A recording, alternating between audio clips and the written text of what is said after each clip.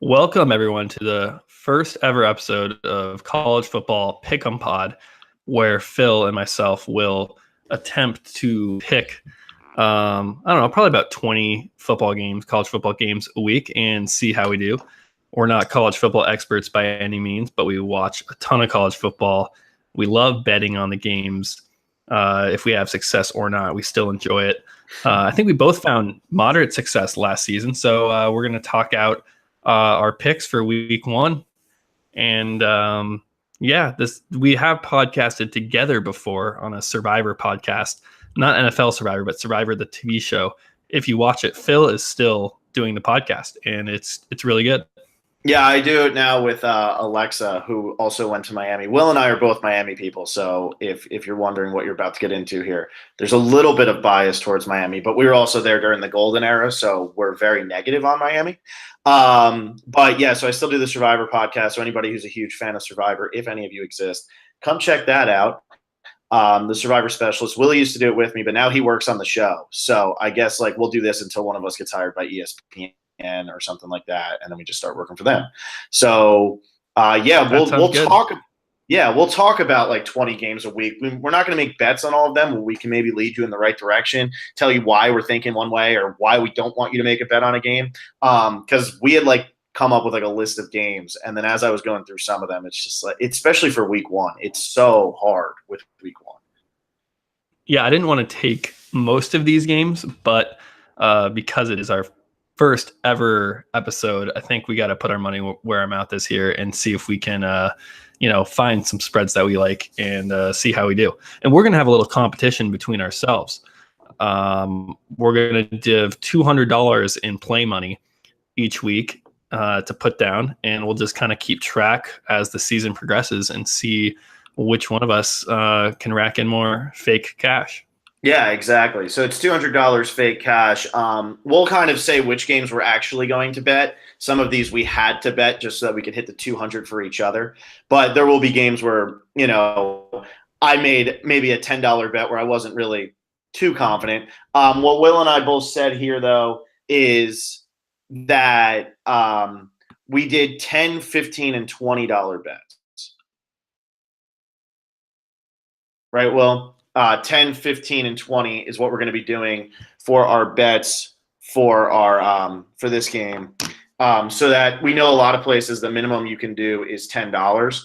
So instead of doing a $5 bet, and some people can't even do a $5, 10 pretty much means yes, we're feeling kind of good.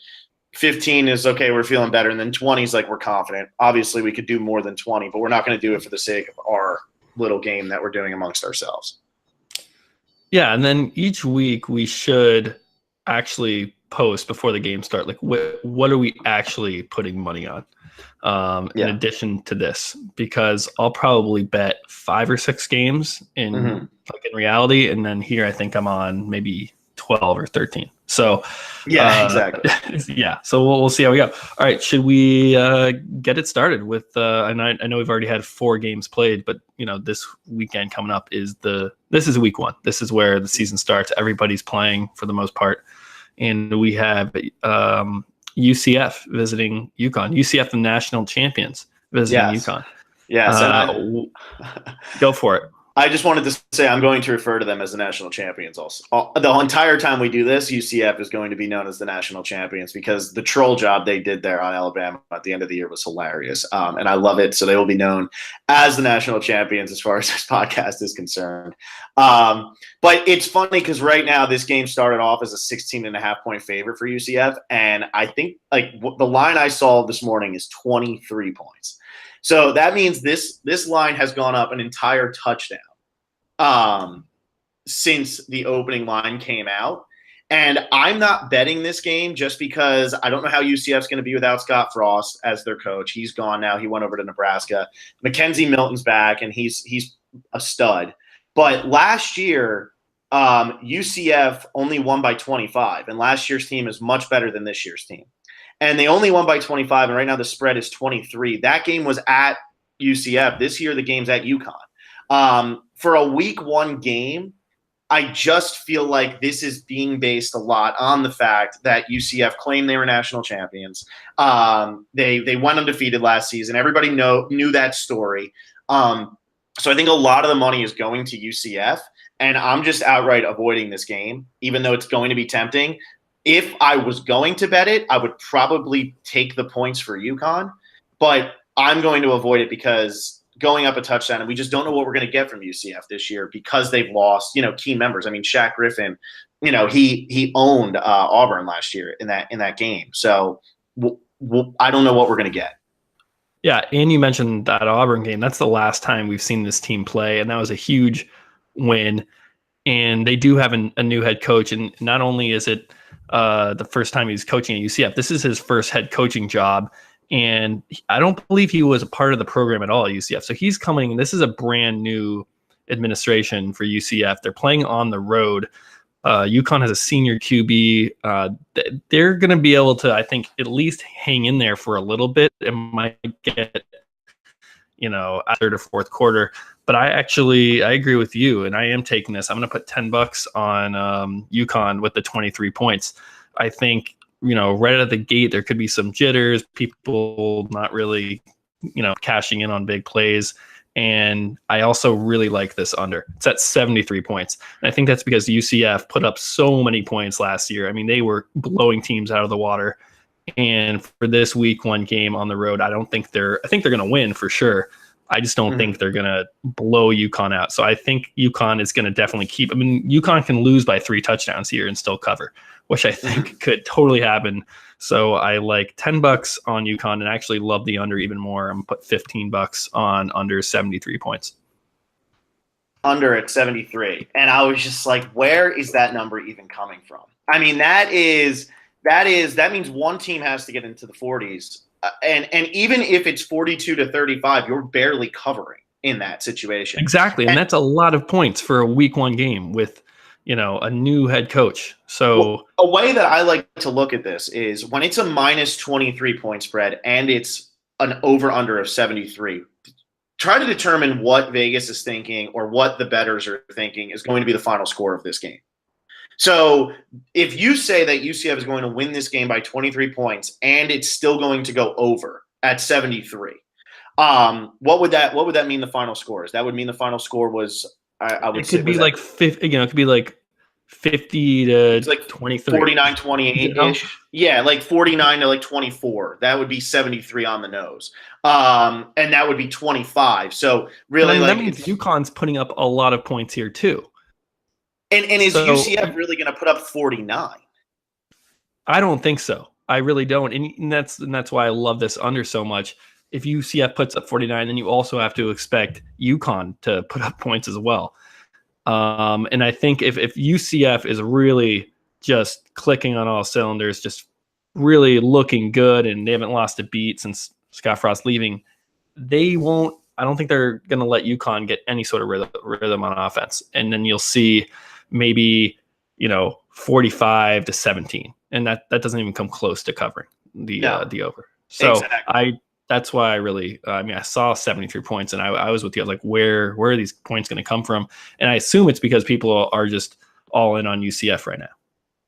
Yeah, and last year, like UConn, David Pindle, the quarterback who's coming back again, he had a pretty good game, but they were already down 21-3 right at the start of the second quarter. So all of his touchdowns and points came after they were already being blown out. And like I said, they still only won by 25. So that 23-point spread just seems like a lot to me, especially week one. Let's say UCF does jump out to a 28-0 lead. They might actually take Mackenzie Milton out of the game. They might start playing other players to get some people some playing time, because we're seeing that with other games we'll talk about this week. Players who just had, they would play in garbage time week one or week two, and then they come, and then, this way they can start this year. Yeah, and that's probably where I'm the most worried about this over, because if they do get up, a 28-0 lead, their backups can probably still put up points, but their backups on defense will also let UConn score. So that's probably the only scenario where I see the over hitting. Mm-hmm. But I think it's going to be, at least in the first half, I think UConn, I don't think they're going to get blown out like that. I think they're going to, they might be on 10 or, 15 at halftime, but not by 4 touchdowns. Yeah. All right. So the next game we have is what's the next game we have? Northwestern, Purdue, right? Yep. Northwestern versus Purdue. And Purdue's favored right now. I think it's at -2.5. I've also seen -3, which when I saw that Purdue was favored, I was like, oh man, I'm jumping on Northwestern. So I feel like everything's pointing to Northwestern, not only covering, but winning also. Yeah. So I'll let you take this, but it was kind of, it jumped out at me as one that I really liked at first. Yeah, so this is so I have Northwestern straight up here. I'm not even dealing with the points. I'm just saying Northwestern's going to win this game. So with Purdue, if you look at like Purdue in recent years, 1-11, 3-9, 2-10, 3-9. So they get Jeff Brom, comes in last year, leads them suddenly to a 7-6 year. All like out of nowhere, Purdue just plays like great. Well, the thing is, like, Purdue overachieved last year. They absolutely did. And yeah, they might be feeling confident, but if you look at like Northwestern still beat them last year. And it was at Northwestern. This year it's at Purdue. But Northwestern can score points. And I just don't think Purdue is going to be able to score for them. Like Clayton Thorson's back for Northwestern. They averaged over almost 30 points a game last year. And even though the game against Purdue last year was only 23-13, if Purdue couldn't score with them last year, I don't see them scoring with them this year either. Because I just think like last year Purdue was just on some sort of uptick that isn't going to hit this year. People might be looking a little bit at what happened last year. They're a little high maybe on can Jeff Brom have the same magic his second year as the head coach. But for me, it's Northwestern is going to beat them. I just think they beat them straight up on the road on Thursday night. Yeah, this is one, like I said, I liked at first, but I'm staying away from this game because I totally see everything you're saying, but I could also see, it's the home opener. It's at Purdue. That they're excited about that program and they're excited about last season. I can see them coming out and not putting a beat down on Northwestern, but handling Northwestern, who has had seasons where they stumble. They have games early on where they stumble. And I don't feel confident enough in Northwestern, even though at first I thought they should be favored. So this is one I can just see it going either way, and I don't feel compelled to bet either side of it. So yeah, and the over under is, what is it? It's 52. Mm-hmm. That's probably about right. I'm gonna stay away from that as well. Yeah, I would stay away from that, especially last year the score was 23-13, but I wouldn't be fooled by that. The thing is, too, Purdue has 2 quarterbacks that they still haven't announced who the starter is, and that's why I'm going Northwestern here, is because if Purdue is still up in the air, maybe they know who they're starting. I mean, we know Saban knows who he's starting in that game, even though he has said that it's either Tua or Jalen Hurts. Maybe they know who is starting, but both guys are coming off of injuries. Are they going to be like crisp in week 1?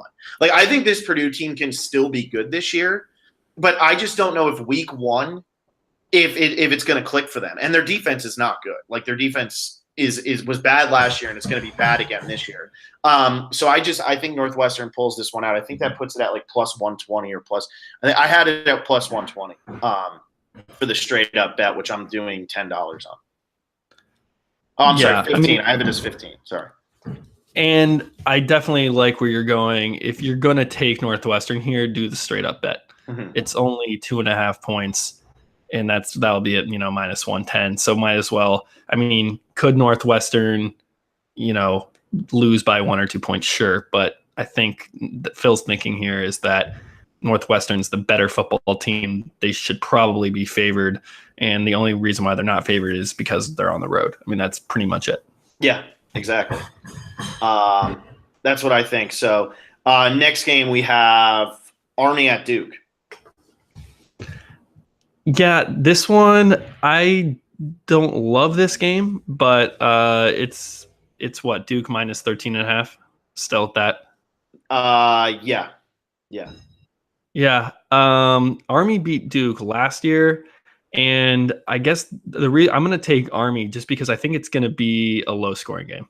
So for Duke to win by 2 touchdowns, that just seems like a lot for Duke, especially it's week 1.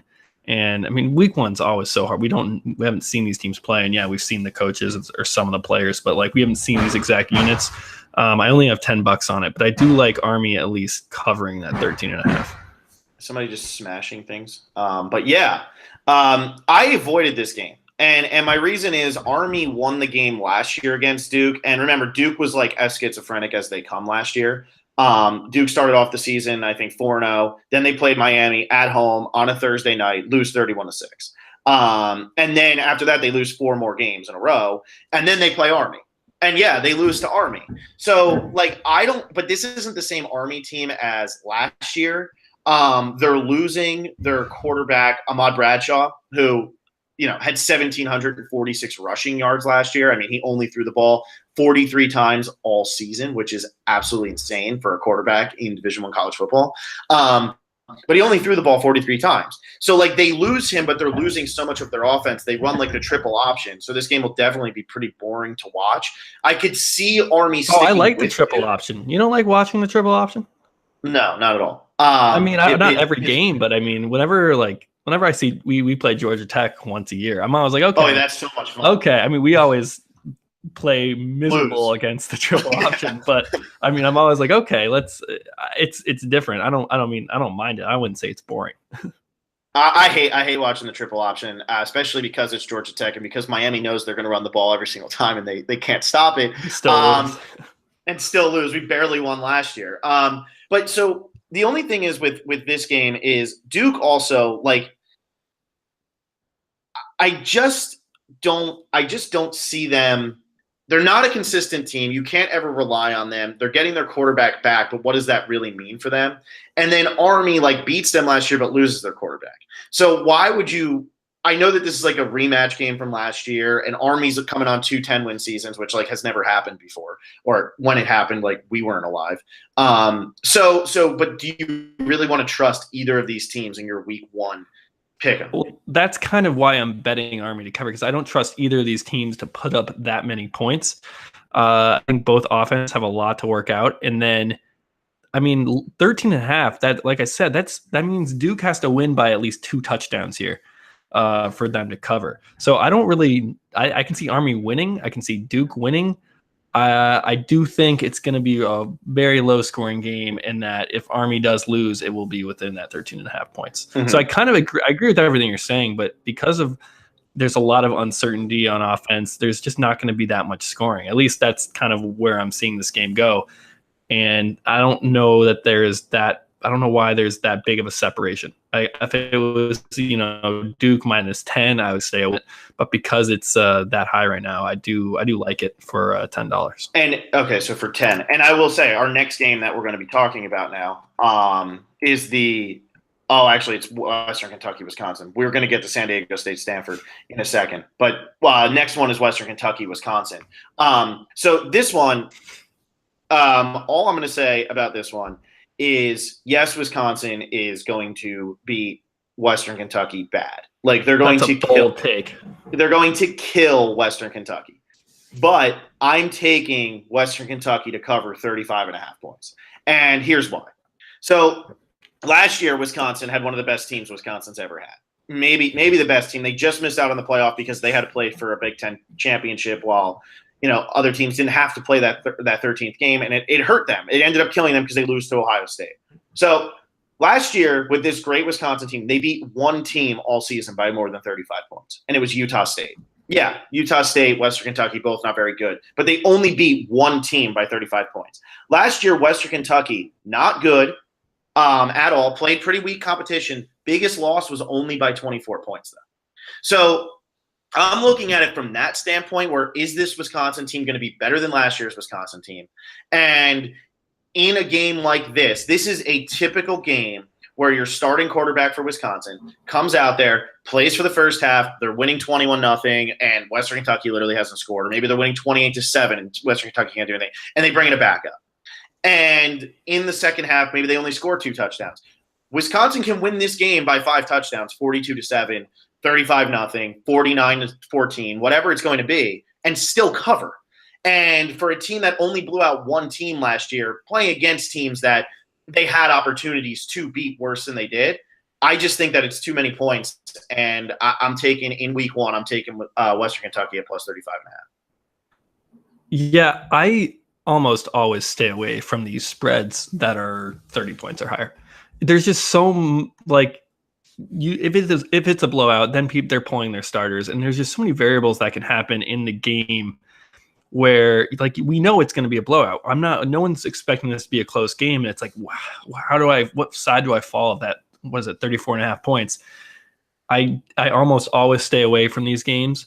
If I ever do bet them, I take the dog and try to get the points. If I had to pick this game, I'd actually probably take Wisconsin, just because they're the team that probably was the most disrespected by the committee last year. And I know the committee doesn't have their rankings until week 8, but they know that you've got to like really stop teams. And they didn't do that last year, but I think that might be a point of emphasis. If they're up 35-0, they're going to, keep their foot on the gas pedal and, maybe put up 70 just to make a statement and say, look, we're this good again. We demand respect. We can't be undefeated, late in the season and be ranked like 5th or 6th like they were. I don't know if that's what's happening, but that could very well happen. But yeah, I'm staying away from this game. And from the spread, I do actually like the over, because it's 51 points, and if Wisconsin does blow them out, I think that will then allow Western Kentucky to maybe get some late scores when you do have your bench players in. And if it's somehow a closer game, then that means Western Kentucky has already scored. So I think 51. I mean, Wisconsin could put 51 points up on their own in this game. That wouldn't shock me. So I do like the over here.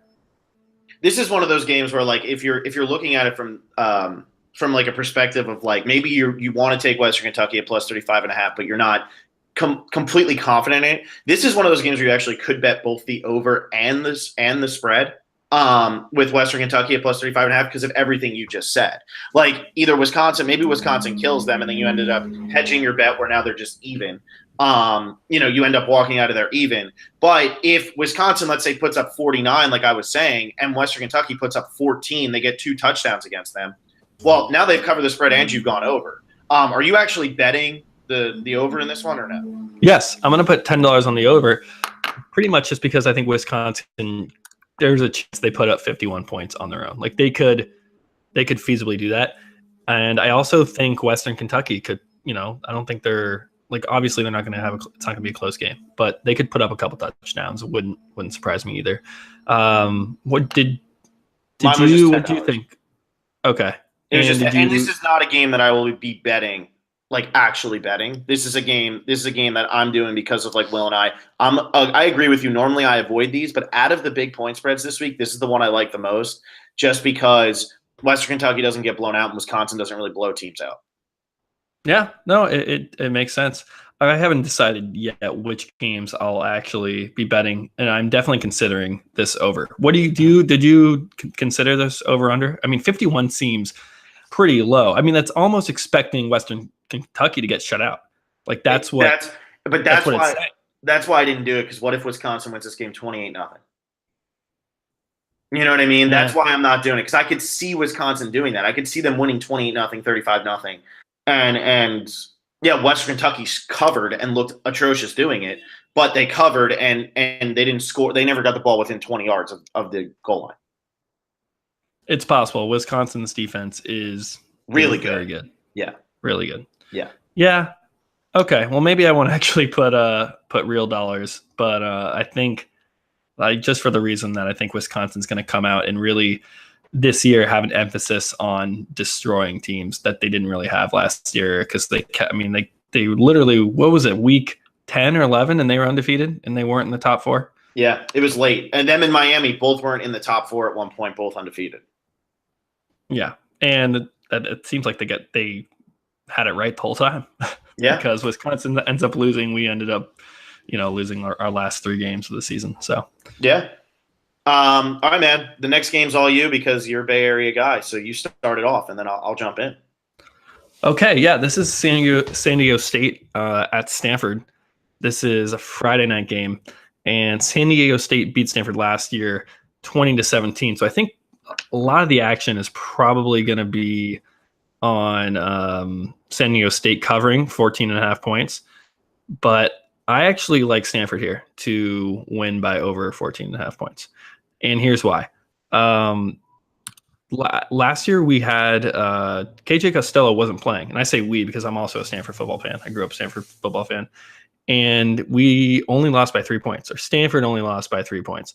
And it was the third game of the season. This is a home opener of the season, Friday Night Lights.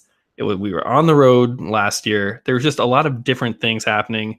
San Diego State doesn't have their stud running back. And I think Stanford will want to make a statement. They want to say, okay, last year was a fluke. They're going to kind of what I was saying about Wisconsin. I think they're going to have that energy, that drive to really, put up a lot of points and blow them out of the water. So San Diego State's a good team, but I think Stanford is they have that extra motivation this year. Yeah. See, how much are you doing for the Stanford minus 14.5? I'm going to put 20 on it. This is one that I probably shouldn't like as much as I do, and this is definitely a pick that's coming from bias. Homer. But we literally didn't play. I mean, we didn't have our starting quarter. I mean, we had our starting quarterback, but KJ Costello hadn't been a starter yet. We didn't know that there was so much talent there. This is now this is now his second season with real experience under his belt. David Shaw has had the whole offseason essentially to prepare for this week 1 game, and it is a revenge game. So I think it's different when it's a middle of the season game. There's just, I think the talent on Stanford and the coaching is just far superior. And 14.5, I think they'll win by 21.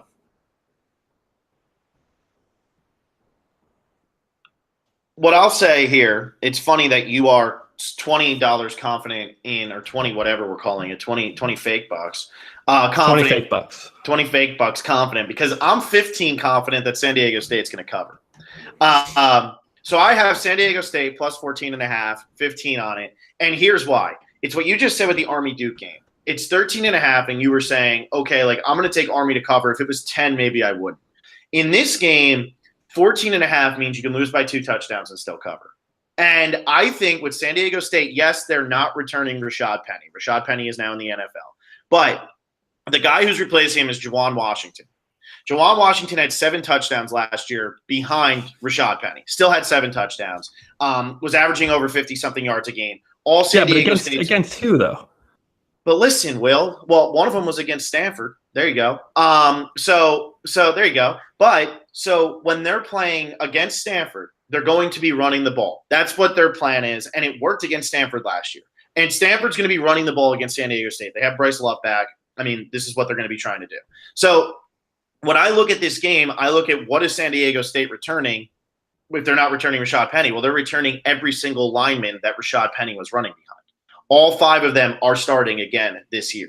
So what if Rashad Penny, yes, he was great. He led the nation in rushing and all of that. But what if Juwan Washington can fill in behind that line, and much like whoever you're going to put behind the Cowboys' offensive line, he can just run the ball. And I know Stanford is the better team here, and they're home, and that's why I'm not taking San Diego State straight up, because I there was part of me that was like, wait, what's so different? Rashad Penny, and then what else?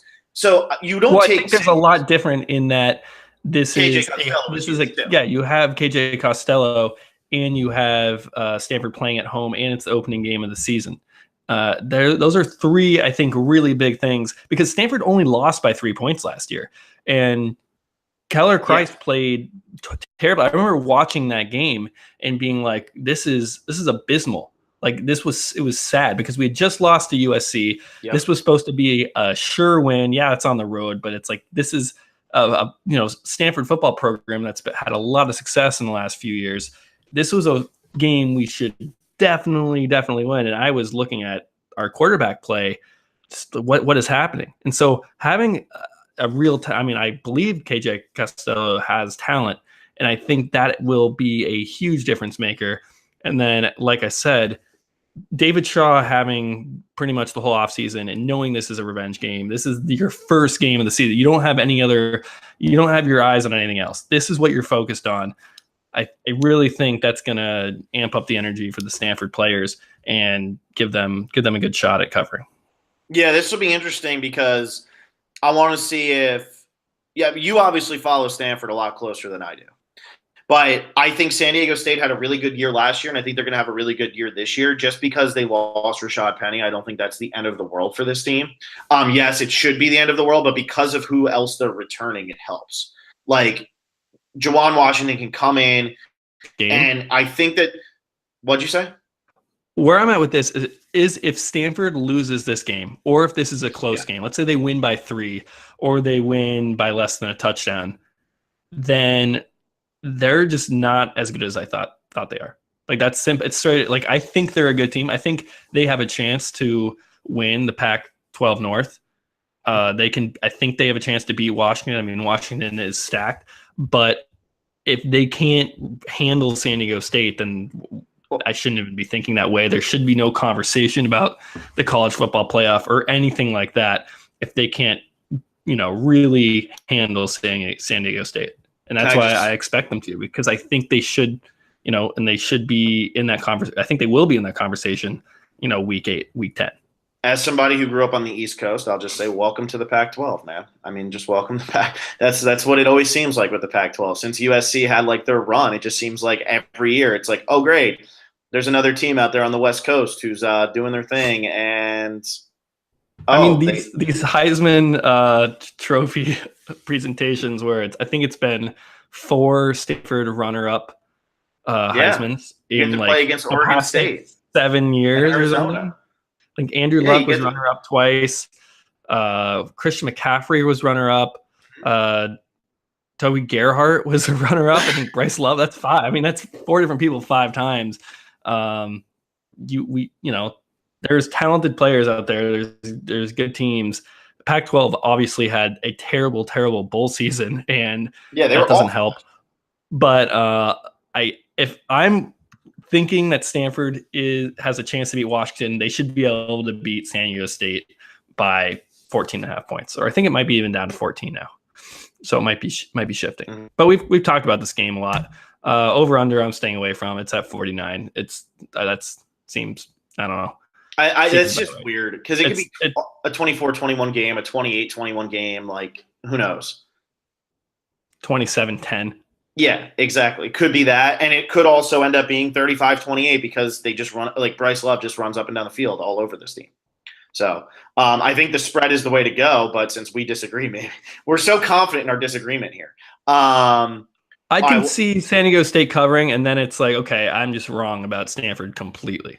Yeah, which is fine. It's weak, but I think KJ Costello is the real deal. Yeah.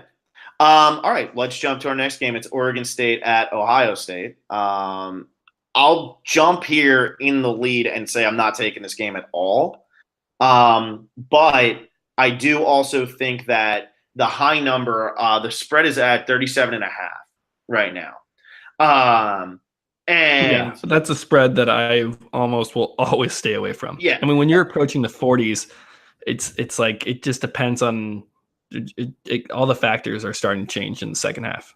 And the thing is, people, I bet like what Vegas and people are thinking with this game is Urban Meyer. That's the whole story right now. But I could coach Ohio State this week and beat Oregon State. That's just the truth. I mean, Oregon State is a really bad football team. I mean, yeah, they might as well be an FCS team. Like I know this Ohio State scheduling out of conference in their week 1 instead of a cupcake. This is, like Clemson playing Furman. There's not much of a difference.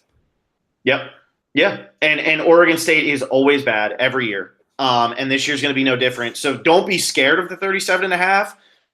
I'm just going to avoid it because of all the distractions and everything going on. Maybe there's a lull in Ohio State in the first half or something like that. And maybe they only win this game by 35. Maybe they come out and they put up 60 points. Who knows? I just think that this is a game for week 1. Let's see what Ohio State does without Urban Meyer. And also, Oregon State's just bad. So, I don't know. Yeah, this is one where I like the under. It's at 64 points.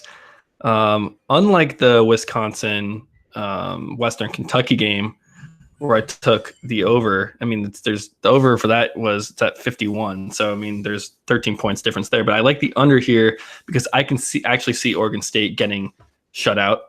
And I like more so than I could see Western Kentucky getting shut out. Like Western Kentucky maybe could beat Oregon State. They would beat Oregon. I think they would beat Oregon State. Yeah. So I could see it being when you pulled out the 35-0 score for that Wisconsin game. I can see that score happening here for sure.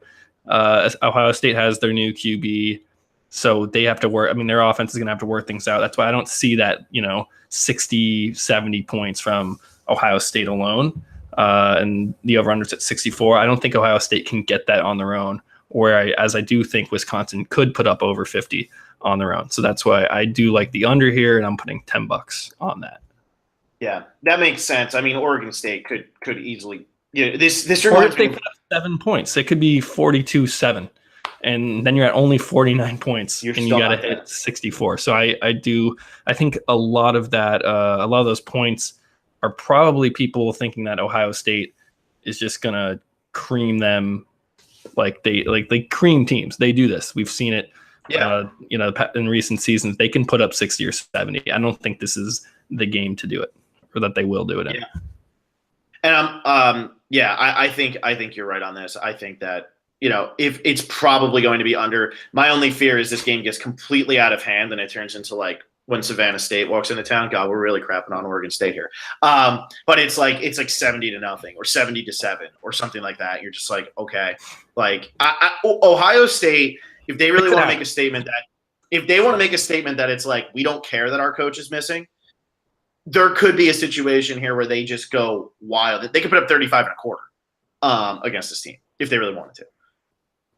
So, yeah. Yeah, but if they do actually have that mentality where they're like, oh, we don't care, like this is our game, blah, blah, blah, like that's where I think they could actually make mistakes, especially because it's their they have a new quarterback. They have to work in kind of a new offense. They don't have JT Barrett. So I can see that kind of working against them too, if that really is their mentality. Yeah. It could be. That could be their mentality. Yeah.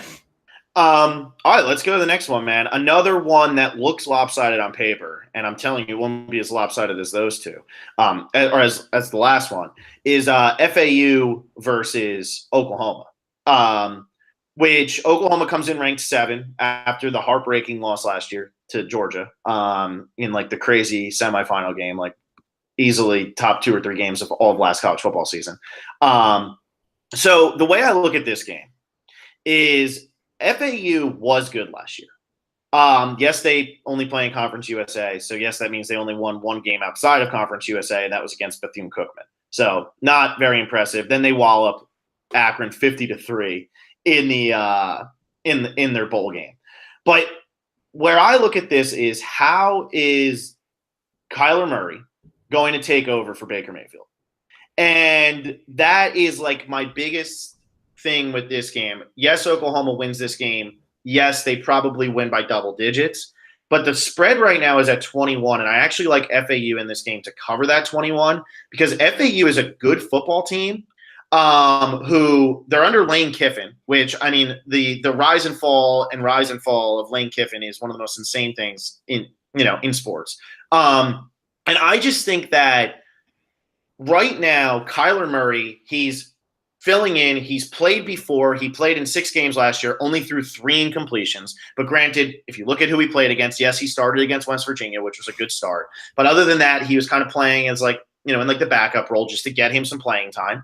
And when he played for Texas A&M all the way back in 2015, he played in 8 games, threw 5 touchdowns and 7 interceptions. He's also been drafted to go pro in the MLB, so that probably means he has a cannon here. But I just don't know if I trust the guy who has to fill in for the shoes of one of the best quarterbacks Oklahoma's ever had. If he has to fill in for him, the number 1 overall pick in the NFL draft, yes, you get to play against FAU, but how do you deal with that pressure right off the bat, week 1 at home? I just think FAU is a good team that is going to lose this game, but I think that they are able to keep it within 3 touchdowns. And being that it's plus 21, I like it even more because that's like a push scenario. But I don't see Oklahoma winning this game by three touchdowns. I'm with you. I also have FAU covering. And this is mainly because if you watch Oklahoma play, they win football games by scoring every possession and then maybe 3 stops.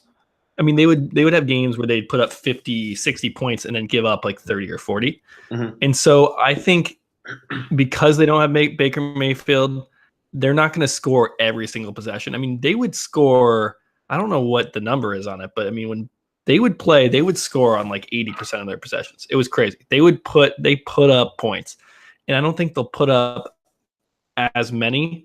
And then the other side of the ball, FAU has a pretty good defense. So if FAU can just slow Oklahoma down a little bit and Oklahoma's not clicking like they usually do, and then FAU, all they need is a couple scores to just keep it close. So I do like that plus 21 for FAU. Again, if it's a 20-point spread and I'm betting on it, I'm almost always taking the underdog there. Uh-huh. And how much did you do? I did 20 on it. I have 15. Okay, so we're both pretty confident. We both really like that game. We do, and I think that it's justified. It's everything you said. Oklahoma's defense isn't good. Like the defense is the reason they didn't go to the national championship last year. Right, they just need to get like 3 or 4 stops a game, and once they have that, are okay. Give the ball to the offense, and they'll just keep putting up points, and it will be too much for the other team to recover. I don't think that's the case this year. Yeah, I agree. So yeah, I like this plus 21. So there you go. We're putting all our eggs in this FAU basket here. The first time we'll see if we can be trusted. The next one here. So what do we have as the next game here? Because I have a couple. Is it Texas, Maryland, right? Yes. Okay. We didn't talk about the over-under of that Oklahoma game. Oh, yeah. Go ahead. It is at 69, and I'd probably lean under, but you could easily see this game going over also. Like I can see Oklahoma. I didn't talk about it. Because Oklahoma's games, they put up so many points, but everything we're saying is that maybe their offense won't be as good. I mean, it definitely won't be, but it might not produce as many points. And then, who knows what FAU will do on offense. So I could see this going under. And I'm just staying away from it. If I had to bet, I'd take the under at under 69 points, but I don't feel good about it because, you could easily see the other thing happening. Well, and a score that I can see for this game is 42-28, and that puts it right at 70. So anytime I predict, I'll try to think of what I see the score being before I actually look at any of the stuff. And when I look at that and I say 42-28 and then it's at 69, I'm like, okay, well, I'm spot on. I'm not touching that because if I would have said, hey, I could see this game being 56-28, then yeah, I would take the over on that because I'm confident Oklahoma's going to score that much. But what if Murray comes out and he throws 2 picks instead of 2 touchdowns right off the bat? Well, now that score is going to be much lower. So I think it could go either way, and that's why I'm just going to avoid it. Gotcha. Yeah, I'm on the same page. I mean, yeah. You're leaning over, it seems like, if you had to pick, and if I had to pick, I'd lean under, but we both don't feel confident. Yeah. So yeah. It'd be like a $1 bet. There's no way I wouldn't be putting anything much on this. This next one, Texas, Maryland. I went back and forth a lot with this one, and then I pretty much just elected to not do anything again. Texas and Maryland. Texas is the most frustrating team of all time every year. And I just refuse to take a Texas team in week 1, even if they're playing Maryland. Last year they lost to Maryland week 1. Yes, it was at Maryland. It was 51-41. That was a pretty big upset. Maryland's not very good. I remember that game. Yeah, that was a really fun watch too. Yeah, I'm with you. Texas reminds me of Miami a little bit, where it's are they back? Are they back? Every year they win. Maybe they win a few games, and are they back? And then Texas, can't beat Oklahoma. Miami can't beat FSU. I see kind of that trend. I mean, Miami, I have more confidence in because they did win 10 games last season. Mm-hmm. Texas, you don't really know who's going to show up. They likely have a bunch of talent. It seems like they always have talent. It's just about, are they going to show up for the game? And I don't know, especially week 1.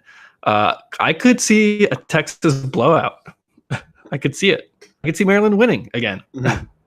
So totally staying away from this game. Over-unders at 56. I don't have a read. I don't really know about Maryland at all. We used to play them. They were in the ACC, and that's when we could kind of watch them play more. And now I don't know if I know much about them. So. Yeah, Maryland's just not very good. And the biggest story for this game, is this game on ESPN?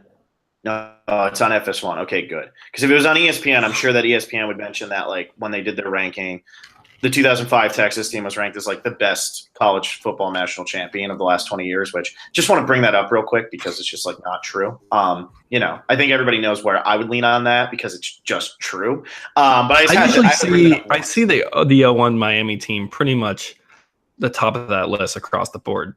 Well, except simply for because simply because you could list like 15 NFL players that 18 starters drafted. 11 in the first round. Yeah. And you see that list and you're like, holy crap, they played on the same team. Yeah, it's insane. Like Hall of Famers out the wazoo. And who did Texas have? I mean, Texas pretty much had it was just a one-man show. Yeah, I mean, and not for nothing, was Texas even favored in that game? It was an amazing game, though. I mean, that might be the best game. They're not picking on the game. The national championship game in itself, that might be the best one. Yeah, I agree with that. That game was amazing. But the 2001 Miami team. But anyway, just had to say that, get that out of the way. So we both avoid the Texas-Maryland game. Another game here. Oh man, I have it in the wrong order here, Will. So hop in. Which game? What are we moving on to? What you say? I think it should be Ole Miss and Texas Tech. Yes. Texas Tech is -2. The spreads that are like -1, I mean, those are another ones where I really stay away from too, unless I feel really good about one of the teams. Sort of like that Purdue Northwestern 3-point spread. I kind of stayed away from it. I don't find when I look to bet, I usually am looking for somewhere between 7 and 20 points, and either finding a team that I think is much better than people think and can cover, or in a bet like Stanford, where I think Stanford has the ability to blow out Ohio State if they play their best football. So I don't like these little spreads here, so I'm staying away from it. I do actually like the over here. Love the over. Both these teams give up a lot of points. I love the over here. I think Texas Tech only one FBS team under 20 points last season, and that was Kansas, and they had 19 points. Mm-hmm. And Ole Miss didn't hold a single opponent under 20 points last season. So I think they'll probably get into the 40s or 30s here. That's what I'm and hit the over on the 67. So I'm putting $10 on the over. I have 15 on the over. Kind of the same thing you said. Yeah, same things you said. Ole Miss averaged 33 points a game, returns 8 starters. They weren't a good team, but they averaged 33 points a game. They also gave up 35. Texas Tech averages 34 points a game, gives up 32. To me, this game's going to be 49-42. At worst, 42-35, which still covers by 10 points. I think both teams get into the 30s. If both teams are getting into the 30s, even though it's at 67, and you could have a 35-31 final, and you're like, oh God, we missed it by 1. That's definitely a risk I'm willing to take, because I see this game in the 40s a lot more than I see it in the 30s. Agreement here. Yeah, fully. Really like this one, but I agree with you. Avoid the. You don't like that spread, yeah. And then again, these are two teams that I have not seen play ever, because it's week 1, but I haven't seen them, play that much in the last few seasons either. So yeah, I'm avoiding that one. But love the over there at 67. Let's see. So our next one here, we have Tennessee at West Virginia. Oh, no, I'm sorry. Washington at Auburn. God. That's right. Yeah. Okay, so we're trying to do them in order based on the ESPN list here. So we have Washington and Auburn. And so what Will and I decided was, for all of these games, we could pick, we have like our games that we picked together, and then we would pick like, what spread we thought or over under. But for the games between ranked opponents, we had to make some sort of bet on those games, or a game result bet, either spread or who's going to win. Just because, these are the biggest games of the week. So Auburn and Washington will. Exactly. We didn't want to do this Pick'em podcast, and then it gets to, the marquee matchups of ranked opponents and say, I don't really feel good. Mm-hmm. It just wouldn't be as fun. This is one of those games, though, where I do not feel good at all about it.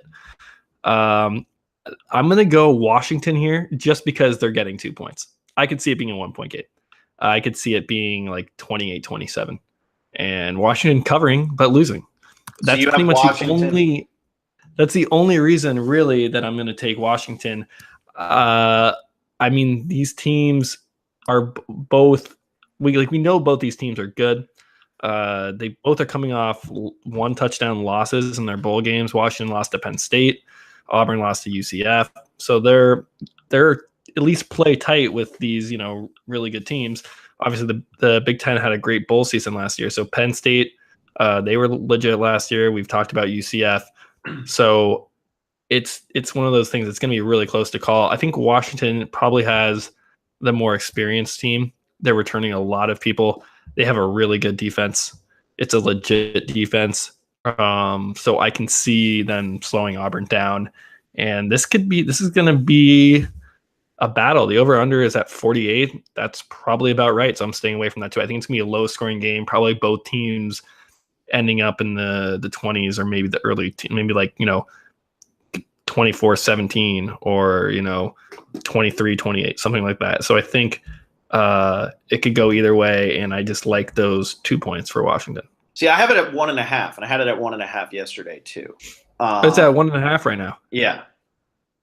Okay. I last saw it at 2 points. It's still, I would take whatever points I can get out of this one, because I can see either of these teams winning. This is one of these games we're going to learn a lot about both teams. This will tell us a lot moving forward. So how much did you do? You did 10 on that, or did you do 10? Yeah. 10. So here's the thing. I think this is the hardest game out of the 4 ranked opponent games to pick. I also did 20 on this one because what it ended up coming down to for me is I think Washington has probably the better offense, but I think Auburn's the better team. And you take into effect where this game is being played. It's being played in Atlanta. That is huge. And I know that Washington's been preparing all offseason for this Auburn game, but you are right next to SEC country. I mean, yes, you're technically playing in an ACC stadium, but you are right next to SEC country. You have, Auburn fans are going to be at this game. I think there's going to be a lot more Auburn fans than Washington fans. Washington fans have to travel from all the way on the West Coast. And I think that's why, for me, I end up leaning more towards Auburn, even though Jake Browning, definitely the best quarterback in the Pac-12 right now that Rosen and Darnold are gone. But I just think that if you're going to look at this game and you have to take a pick, you go with the team that's playing closest to home, who's going to have more support. And Auburn didn't lose. Auburn lost some players, but Auburn's still going to be a very, very good team. The way the SEC can just turn over with the recruiting, I think that this is an instance kind of like the FSU and Alabama game last year, where there's a lot of hype around it, and then the SEC just shows that it's kind of the class of everything again. And I think Auburn ends up pulling this one out. I'm taking the -1.5, and I think they probably win this. They could win it by a field goal, but I think that they probably win this by a touchdown. Yeah, that seems to be right. I think that's where that's where I don't feel good about this game, because everything you said makes sense. Mm-hmm. So I'm not changing my pick. I'm pretty much if Washington is as legit as I think they am, and I've been reading up on them a little bit. Stanford's played them they always play them, so I get to see them quite a bit. This, I think, will be the best Washington team that we've seen in the last few years, or maybe ever. This might be the best Washington team ever. They might be the most polished, ready team. I know they were in the college football playoff and they got spanked by Alabama. Was that 2 years ago? Mm-hmm. I think this team can get back to the college football playoff. And that's another thing that's the same. It's kind of with the whole Pac-12, these 2 games, the Stanford game and the Washington game. If I think the Pac-12 has a chance to get into the college football playoff, I'm taking Washington, and I'm going to take Stanford as well. But we'll quickly see whether this conference is as bad as they looked in the bowl season, or if that was just kind of – because, bowl games, there are a lot of variables that cause it's months of bowl games. That's not the real teams. And I know when a whole conference does as poorly as they did, there are definitely things to look at. But – yeah, I like I said, I don't feel good about picking Washington. But could you see Washington winning by 10 points? 2 touchdowns. Like I could actually see that as well. I think the only way Washington wins this game is if Stidham, I can never pronounce his name. If he plays really poorly, he has to play really, really, really poorly. See, I think because if he plays okay, Washington's defense is that good. Where you think Washington's defense is better than Auburn's defense? I would say Washington is more capable of picking apart Auburn's defense. I'm not picking them apart in the sense that they're going to throw the ball over them and kill them, but finding little, cracks and converting on third down, just because I think Washington has more experience. Well, I think here's what I think. I think that there's more pressure on Browning than there is on Stidham. And I think that if Browning throws an interception or 2 interceptions, it's going to have a lot more effect on this game than if Stidham throws an interception or 2. That's kind of where I'm leaning, and that's why. Could Washington win this game? Yeah, absolutely they can win this game. I mean, there's no doubt. I'm just going – I have to make a pick here, and my gut is telling me Auburn. It's closer to home. And the SEC – I mean, picking against the SEC in week 1 is a hard thing to do. Exactly. Picking the SEC, this is a smart thing to do. Yeah. I wouldn't really recommend betting Washington, but everything I'm feeling about heading into this season is that Washington is a real contender in the college football playoff. And if that's the case, they have to beat Auburn. If they don't beat Auburn, that's it. They're done. Like, unless they run the table. But even in that case, the Pac-12 is so weak that might not be enough. Yeah, they would need USC and Stanford to pick up wins against other opponents and then beat both of them to really have a shot there. Yeah. So we'll see. We'll see. Yeah. I don't really have anything else to say. All right. Now the game that was so previewed by me, Tennessee and West Virginia. I got a little ahead of myself there, but that's the next game that we're talking about here. What do you got on Tennessee and West Virginia here, Will? This is one of those games where I don't know either of these teams that well. West Virginia is going to win this game. I think -10. It's -10. I would probably pick West Virginia here, but I don't know. I'm more looking at this under at 61.5. That it's just gonna be a closer, lower scoring game. Just because I think Tennessee can probably slow down West Virginia. I don't think Tennessee's defense is all that bad. It's mainly Tennessee's offense that's kind of their Tennessee's defense. Go ahead. Was it Tennessee's defense? Hang on. No, Tennessee's defense is okay. And what I noticed with them last year, and I looked this up before this one, it said that Tennessee was really good against the pass because they were so bad against the run. Nobody tried to pass against them. So that's why I'm concerned here with this over-under, because with Will Grier coming back for West Virginia, who they're going to try to probably throw the ball, but what if they don't need to throw the ball? And instead they just run it down Tennessee's throat again, and they beat Tennessee that way. But Tennessee can still score points because West Virginia's defense isn't very good either. This game's a mess to me. This is a mess. If I had to make a bet, I'd probably take West Virginia -10, but I'm not going to make that bet, and I'm not going to touch this over-under. Okay, I'm going to touch the over-under. Just because 61.5, I mean, you're essentially saying that could be a 40 to 23. Mm-hmm. Something like that. That seems like a lot of points out of these two teams, especially when I do think Tennessee's defense is probably good enough to at least slow down West Virginia, because West Virginia is going to win this game. Mm-hmm. And it's this over-under, I guess, is Tennessee going to score points? And I just don't think they're going to put up like 30 points or even like 20, 25 points. Yeah, my biggest concern would be if Tennessee puts up 17. Now you still need 44, 45 points from West Virginia, but I do think that West Virginia could do it. I agree with you that it could be 40. Most likely goes under. Yeah, 40-17, right? Or like 42-17. Yeah, that's your under right there. Yeah. So I think that the under is probably the way to go. I'm still going to avoid it because I just don't know what either of these teams is going to do this season. Sure. Yeah. I got $10 on the under. $10. All right, cool. So the next one we have is UNLV USC, right? Yes. Yes. And okay. This is one of those, spreads in the 20s. USC is minus 26. I'm not touching this, especially because USC, Darnold's gone. They got JT Daniels coming in. Who knows what will happen with that? I mean, he could be amazing. Yep. He could throw 5 picks. We don't know. Over under is at 64. That's about right. 64. Who knows? I don't feel good about this game. Did you touch this game? Because I don't have, and I watched the Pac-12 a lot, and I still don't feel really anything here. Yeah, you only watch Pac-12 because you think that they play well. You think they're national champion contenders.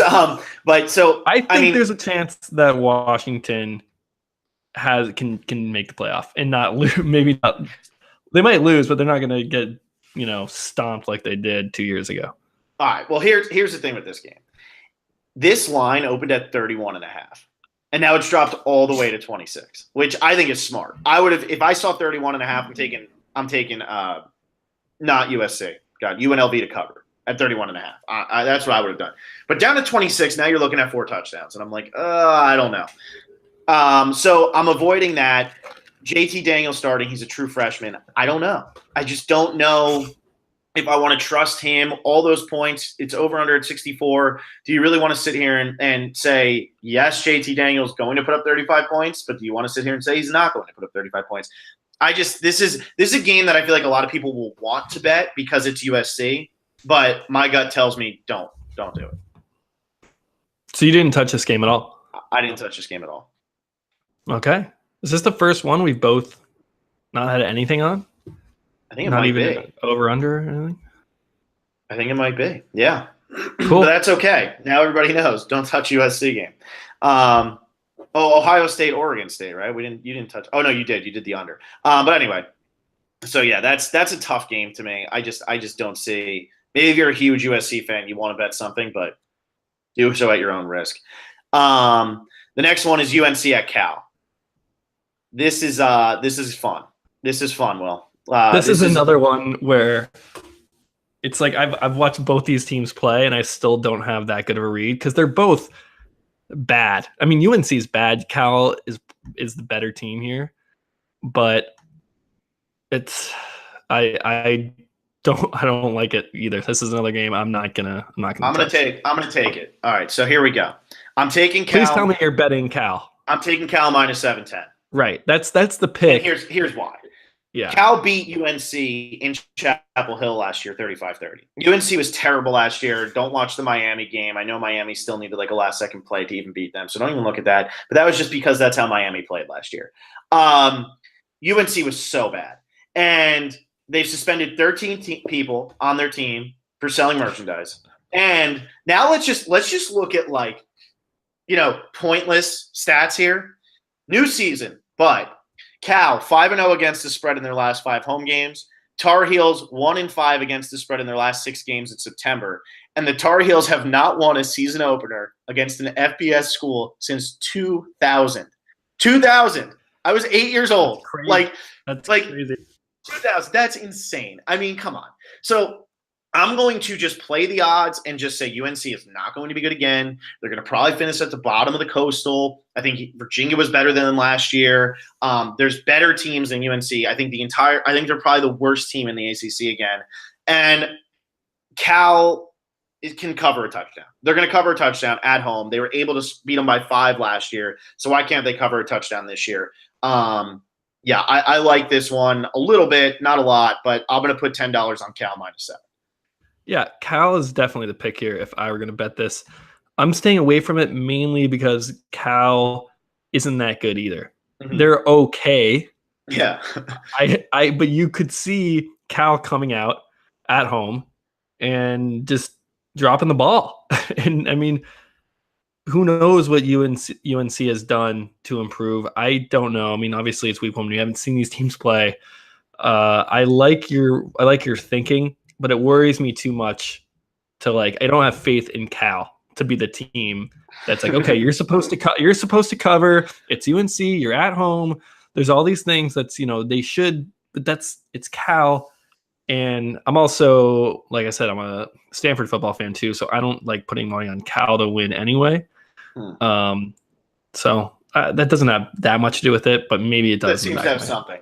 Cal's I really in this game. I honestly, the more I talk about it, the more I think that it's like more likely. I know Cal's not good, but UNC is they were so bad last year, and the fact that Cal flew all the way across the country week 1, was able to get their team together and win. That doesn't happen that often. It's kind of the reason I took Auburn over Washington. I just don't see UNC putting up much fight here. Yeah, I don't know. I mean, if I were picking this game, I would definitely I'd take Cal. There's no reason to bet on UNC here. No. It does worry me a little bit. Over unders at 61. I'm not touching it. Don't go near it. No. Okay. All right. Next up is Boise State versus Troy. What do you think here? So Troy was good last year. They were like legit. They went down to LSU, beat LSU 24-21. Suddenly everybody forgot LSU lost that game. They still ended up ranked, still won their bowl game.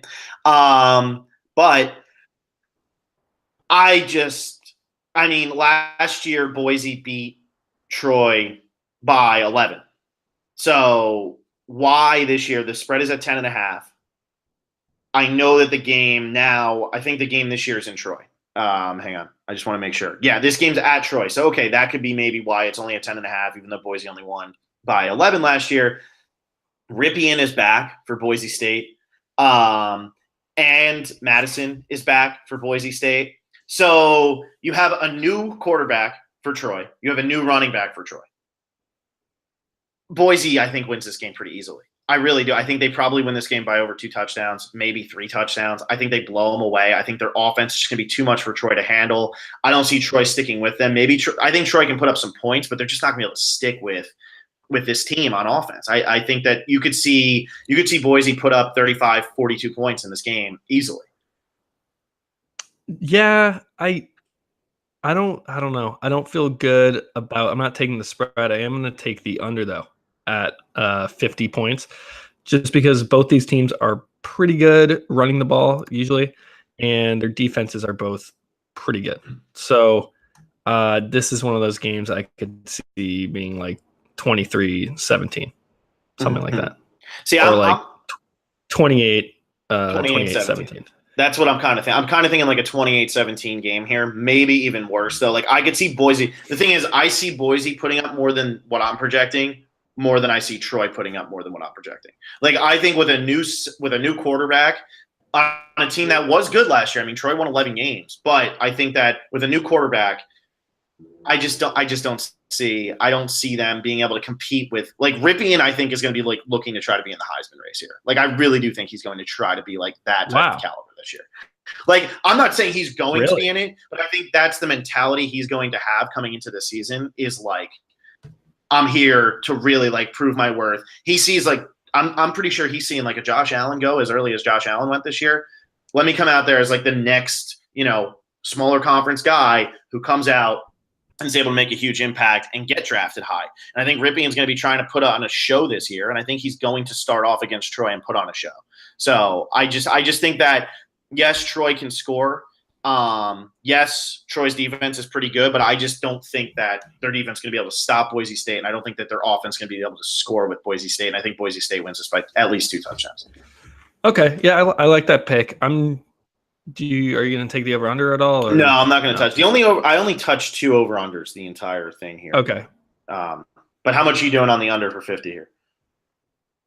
Just $10. Yeah. And it's mainly because I think just Troy, and I know they don't play the greatest teams, but they don't.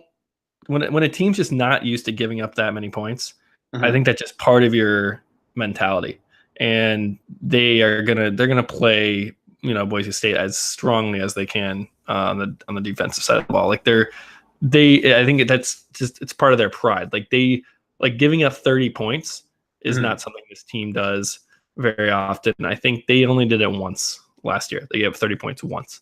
So I'm looking for that. I'm looking for Boise State to score fewer than 30 points, and if that happens, the under should hit. Yeah, I think that you're right, because I don't think that Troy goes over 20 in this game. Man, wouldn't that be if it was like 28-24? That could happen. Wow, and then we both look bad. But no, I have 20 on Boise to cover here. I really think Boise puts this team away. I think that this game might be popular because Troy beat LSU last year, because it's Boise State. People love betting Boise State. But I say yes, bet Boise State here. Bet Boise State. Don't even look at what Troy did last year. So the next game after that one is, which one do you have next on our slot here? Was it Cincinnati, UCLA? Cincinnati, UCLA. Yeah, so this is one where I actually took an over. Oh, there you go. Well, you can talk about this because I don't really. This is not a game I like. So I did the over of 62.5 at 15. This is a tough one, but here's my main reasoning, and it always comes back to these random stats here, but I think that this is an important one. Chip Kelly's the new coach for UCLA. So what does Chip Kelly like to do? He likes to play at breakneck speed and not give his defense any time to rest and just try to put up as many points as he can against the other team, right? Right. So if you're doing this based on last season's team, even though Josh on last season's team at all, I think you're just wrong, because Chip Kelly doesn't really matter. Chip Kelly obviously likes people who fit his style. But Chip Kelly doesn't matter who he has. He's just going to try to play this game at a breakneck speed. So I will take the over of 62.5 here because both teams can score. Cincinnati will be able to put up some points. UCLA's defense isn't that good anyway. And then add in that Chip Kelly's probably going to give them about 10 minutes on the bench every time that the offense has the ball. And I just think that you sit here and you're in a situation where, yeah, this game goes, into the 35-28 type game or a 42-35. I think this is a high scoring game. I think UCLA probably pulls it out. I don't think Cincinnati's very good, but neither team was all that good last year, and losing Rosen is obviously a big deal. But I just think that this is going to go over, and I have 15 on it. Yeah. So wait, are you taking just the over, or are you taking UCLA? That's all I'm taking. I'm only taking Okay. Yeah, the -16 spread. It's a scary one. It's such a weird number too. -16. It's a little close to the 14.5 in the Stanford game. But I have more insight on that game. I agree with you. If I was going to take this game, the over is the way to go. Yeah, just because you can see teams just see them firing back and forth, and it being a 1 or 2 touchdown game. So I guess if I had to pick, I'd say I'd take Cincinnati with the points, but I don't really like that. Yeah, I don't like that at all, because you just don't know what you're going to get here in terms of like how many points UCLA is going to give up. I do think UCLA is going to score, but let's just we saw what happened with Chip Kelly in the pros. It didn't work. His style didn't work, but it works well in college. But how is his defense going to do? Because when he was at Oregon, they gave up a lot of points, but they also had Mariota, so they could score a lot of points. So, I don't know.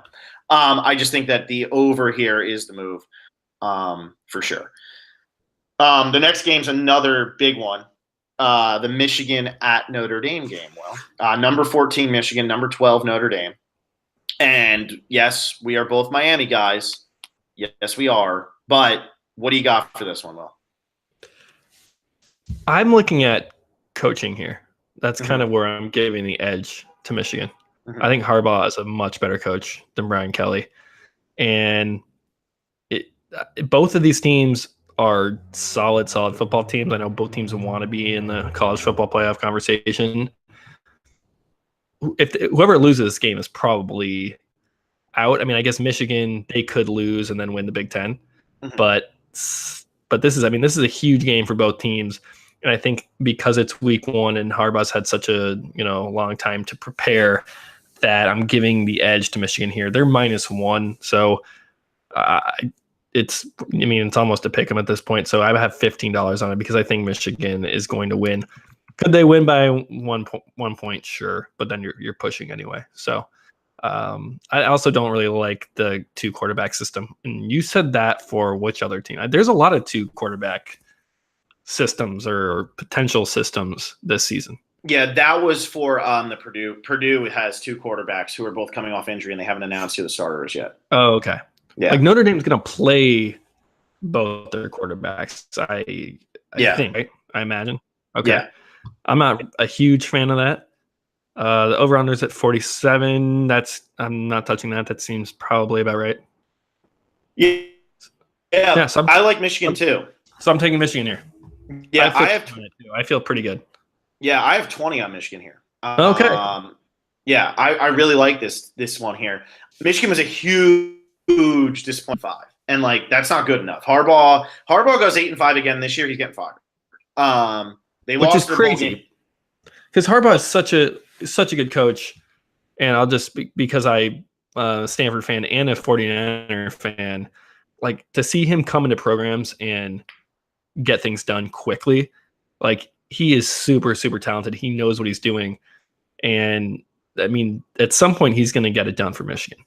Like I don't know if this is the season that we'll get to the college football playoff, but they'll be better this year. You have to think so. Well, and if you look at who they lost to last year, I mean the whooping they got, or the loss, it wasn't like a whooping, but they never really had a shot there in the South Carolina bowl game. That's terrible. Like they had to beat South Carolina in that game. South Carolina wasn't that good last year. Like they should have done that. The other teams they lost to last year: Wisconsin, Penn State, Ohio State, and Michigan State by 4. Now the Michigan State one is the worst one because it's at home and it's Michigan State. Like you don't want to lose that game.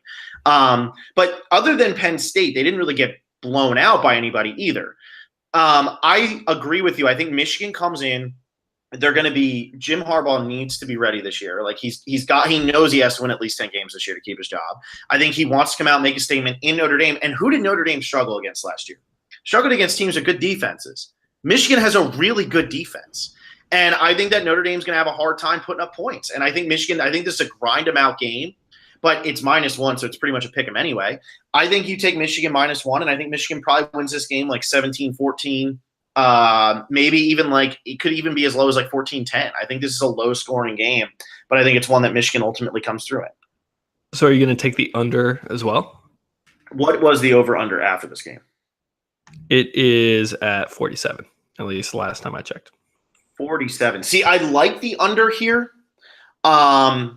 I do like the under in this game for sure. I actually didn't bet it because I think I'd hit my 200 before I even realized that was the under. For that game, I really was just like looking at what was going to be the spread here. Move some money around, you know?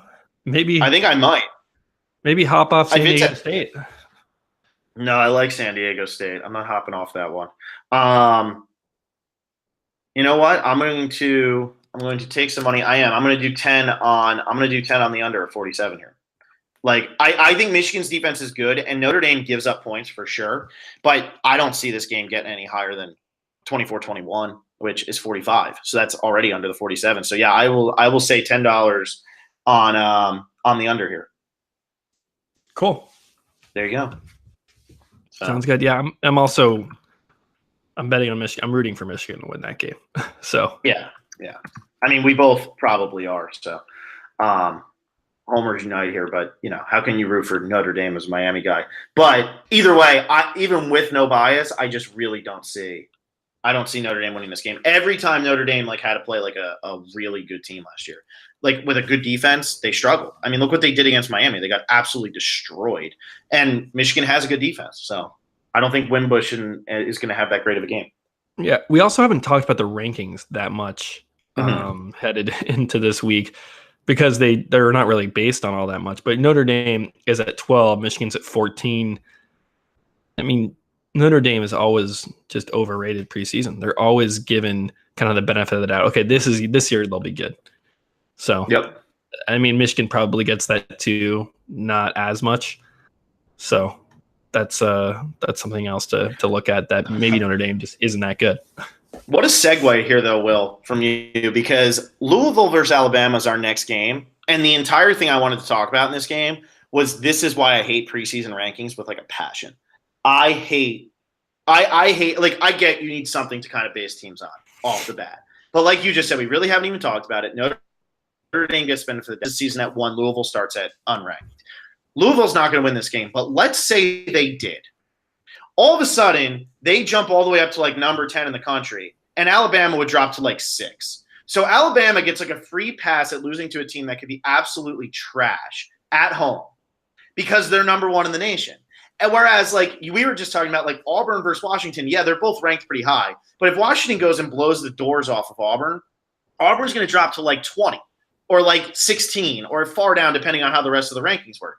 Bama loses to Louisville, they're probably not dropping out of the top 10, which is just, like, crazy to me. I hate that. It's not going to happen, but I hate the idea that, like, Louisville could win this game in what is an upset without ever seeing either team play. And Louisville is this huge underdog that wins the game, and they get moved all the way up high in the rankings, and Alabama barely moves down. Like, that just bothers me so much, and I hate it. I am taking Louisville to cover here because it's at 24.5, and I do think that – I know they lost Lamar Jackson, and they weren't very good last year. The defense was really bad, but I think that they have enough weapons on offense to be able to put up some points against Alabama, and I also think that with this whole two-quarterback thing with Tua and Jalen Hurts – Alabama is definitely the better team, but does Alabama really ever score that many more than like 25 points? If they're 35 points, if they score 35 in this game, I trust Louisville to be able to put up at least 14. And I don't think Alabama gets all the way up to 35. So I like Louisville to cover at 24.5 here. All right. You said a lot there. I was angry. I see what you're saying. I see what you're saying with the rankings, but two things. Like, if you're going to do preseason rankings, Alabama is going to be number one, and absolutely. You can't really disagree with that. I have a problem with them being number one. I have no problem. So I guess your bigger problem isn't that they're number one, but it's that there are rankings at all. Well, it's because if they lose this game, they don't really get hurt by it. Whereas, like, if somebody else loses a game week one, like NC State last year, look at them. I think they lost week one, and then they won like 9 straight games or something ridiculous, whatever it was. They had to work so hard just to get back into like the top 10, and they beat some legitimate teams. Alabama could lose week one to Louisville. Louisville could lose the rest of their games, and Alabama still wouldn't drop out of the top 10. That's kind of like what I'm saying with this. What about this? If Louisville beats Alabama, who is ranked higher, Louisville or Alabama? Alabama. And that's exactly what's insane to me. And that's what annoys me. That's stupid. Right. Alabama loses at home against Louisville, and Louisville would still be ranked below Alabama. That's like what? Like, I don't care about like what it looks like on the screen. I care about your wins and losses. If it went based on what it looked like on the screen, Dan Marino would have 6 Super Bowls. Okay, like that's just not how it works. So I think that like that's what annoys me. Alabama's going to win this game, so we won't even have to have this conversation. But I don't know why we're going down this whole hypothetical of Alabama losing week one. I don't. It's because they're playing against an ACC team, and it's kind of like okay, like here's SEC matchup, number 1 versus Louisville, who lost Lamar Jackson, and it just irks me that like even if Louisville loses this game by 7, like does that mean Louisville's good, or does that just mean like Alabama's not as good as we thought? You could see a quality loss here by Louisville. Yeah, exactly. Jump up in the rankings. They might be ranked like 22nd if they lose by a touchdown. Yeah, because Alabama won't drop from number 1. Yeah, exactly. Like, and I did make the other teams, like Clemson's playing Furman and Georgia's playing. I don't even know. I mean, we're not talking about the Georgia game. So, right. So it's not like the other teams really can jump up. I mean, maybe if Washington smokes Auburn, but And I did make a mistake. Alabama's not at home here. It's actually a neutral site game. It's in Orlando. So I just like that. I think Louisville can put together enough points to keep this game within 3 touchdowns, maybe even 2. And I think with Alabama, with their 2 quarterbacks, it's a lot coming into week 1. Mm-hmm. Yeah, this is the 24.5 points. Not huge on these really big spread. I mean, it's not in the 30s, but I could see Bama putting a beat down on Louisville. And I kind of see what you're saying too. So I'm not touching it. Over-under is at 60.5. I'm not going down. The over-under did open at 53.5. Wow. And now it's at 60.5. So that's a touchdown right there. It's a lot of movement. So maybe if this thing keeps going up and up, then maybe I will hop on the under. But it's So I don't love it. So we have 2 games left, right? That's it? 3. What's the third one? I think we put BYU Arizona in just because. Oh, we did. That's right. It's the late game. It starts at 7:45 on the West Coast, so 10:45 on the East Coast. So if you're on the West Coast, or if you want to stay up late and you've lost a lot of money and you need to win some back, I think that was our thinking for including this game. And it's 11.5 right now for Arizona. They're minus 11.5, and I do like that. I think Khalil Tate is gonna kind of take care of business here. Mm-hmm. He wants that Heisman too. Yeah, absolutely. And yeah, I was going to ask you because you have 65 fake bucks that you still have to put out here. So with only 3 games left. So this is exciting here. Well, you better have some bets here. Well, wait, I just put 10 on Arizona. Well, you just did that. So now you have 55 with 2 games left. Right. Because the next 2 games are like the biggest. Yeah, absolutely. At least these are like the 2 games I'm looking forward to the most, maybe outside of Washington and Auburn, just because we're going to learn so much. But yeah, the next 2 games are big. You have anything on this BYU Arizona game? I would expect Arizona to win pretty handily, and I know 11.5 is a little high. I don't love it, but I could see them winning by 2 or 3 touchdowns. So BYU couldn't score last year, and Arizona does score. Like Khalil Tate, like you said, he's going to be trying to get in the Heisman conversation. So I think that because BYU has such a hard time scoring, I almost wanted to take the over because Arizona scores so much. But then I was like BYU might not put up enough. But I like the 11.5. I didn't end up betting it, but I do like it. I agree with you. If I was going to bet this game, I would have bet Arizona minus 11.5. Yeah, and the teams that score a lot, that's the bigger spread is okay if you're putting up a lot of points because they can win 45-30. And that's okay. So, okay, let's move on to the big games. The biggest game, at least for us as Miami fans. We have Miami versus LSU in Dallas. So, I mean, it's not going to be a home game for LSU, but they definitely have the home field advantage here. Yeah, they definitely do. And that's what happens with all of these early season, neutral site games. It's mostly SEC favored. Because, guess what channel it's on? This is on ABC, which is ESPN, which, is SEC. All of that fun stuff. So, yeah, of course. Well, SEC also just has the better locations. huge fan bases too. Yeah, exactly. And really good teams. And, they've earned it, so. Absolutely. No. And I'm not complaining. I'm just saying, yes, the SEC definitely gets a little bit more of a preference here. But here's the Miami pick. I know that this is, podcasting, but anybody who did find it here, Miami's going to end up. I think Miami covers this. It's only -3. Malik Rozier is back. Mark Richt is a quarterback guy. The defense is returning a lot of players who were, obviously the turnover chain team last year. I have 20 on this. I have 20 on Miami. Now, granted, I'm used to disappointment. I have my Golden Era T-shirt. I have, we were so confident that we were going to, when we got ranked all the way up to number 7, and then we lost 6 straight games or whatever it was back in our senior year. I could see Miami laying an egg, but it's week 1. Malik Rozier, for as he was last year, I'm glad he's starting again because Mark Richt is a quarterback guy. And if Mark Richt thinks that Malik Rozier can do it, then I think that Malik Rozier can do it. He was so clutch last year. We would be 4-9 without Malik Rozier last year. He was so clutch. Some of the passes he made, the catches that were made by receivers at the end of games, it was insane. Being a Miami fan was fun last year, but it really wasn't at the same time. And I think LSU is ranked 25. I think that's hey, remember LSU? They're a team. Let's rank them. So LSU gets ranked at 25. I don't really know too much about that team. I just know last year they definitely underperformed. And I just think that when you look at this game, talent probably wins out. And I think Miami has more talent. They have the quarterback is, somebody that you can be confident in who has proven himself. John Burrows is starting for John Burrow is starting for LSU. Is it Joe Burrow? Is it Joe? Yeah, my bad. Joe Burrow. I can't type my own notes. So Joe Burrow is starting for LSU. I trust Malik Rozier more. I like Miami to put up points in this game and kind of make a statement because last year they kind of ran into the same thing that we were talking about earlier where with Wisconsin, they beat teams, but they weren't killing teams. And then they weren't ranked. And then they played Notre Dame and they killed Notre Dame. And they beat Virginia Tech really bad.